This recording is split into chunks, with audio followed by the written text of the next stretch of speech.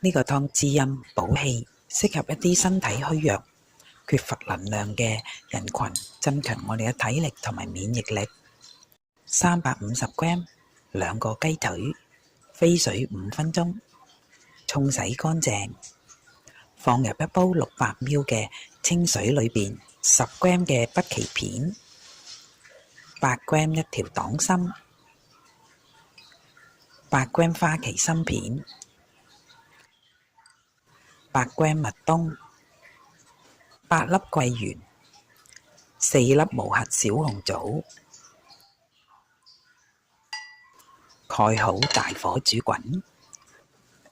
滾起之後攪動一下食材，6g 嘅薑片，蓋好，轉細火煮半個鐘頭，半茶匙鹽攪勻就做好啦。